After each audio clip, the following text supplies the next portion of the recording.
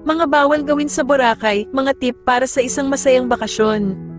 Ang Boracay ay isang magandang isla na puno ng mga magagandang dalampasigan, masasarap na pagkain, at masayang mga tao. Para masulit ang iyong bakasyon at maiwasan ang mga problema, narito ang ilang mga bagay na dapat mong iwasan. 1. Pagtatapon ng basura, ang Boracay ay kilala sa malinis na dalampasigan. Huwag magtapon ng basura kahit saan. Gumamit ng mga basurahan na nakikita mo sa paligid. Ang pagtatapon ng basura sa dagat ay nakakasira sa kapaligiran at nakakaapekto sa mga marine life.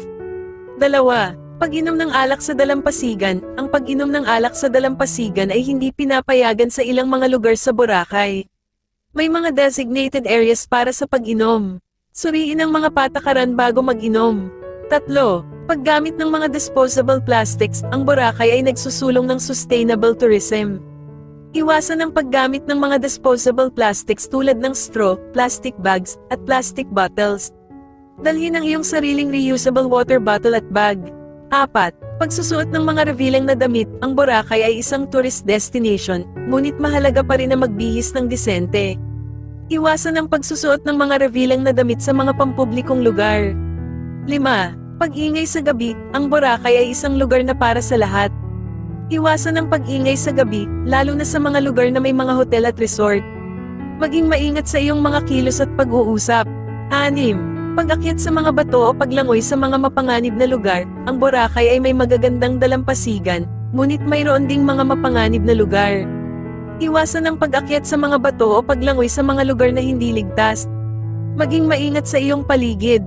7. Pagbili ng mga produktong galing sa endangered species, iwasan ang pagbili ng mga produktong galing sa endangered species tulad ng coral, seashells, at pawikan. Ang pagbili ng mga ito ay nakakatulong sa illegal wildlife trade. 8. Pag-alis ng mga coral o seashells, huwag mag-alis ng mga coral o seashells mula sa dagat. Ang pag-alis ng mga ito ay nakakasira sa ecosystem ng dagat. 9. Pag-iwas sa mga scam, maging maingat sa mga tao na nag-aalok ng mga hindi pangkaraniwang deal o serbisyo. Iwasan ang mga scam at magtanong sa mga lokal para sa mga lehitimong negosyo. 10. Paggalang sa kultura, ang Boracay ay tahanan ng mga Pilipino. Maging magalang sa mga lokal at igalang ang kanilang kultura. Magtanong bago mag-picture ng mga tao, at iwasan ang pagiging mapang-asar.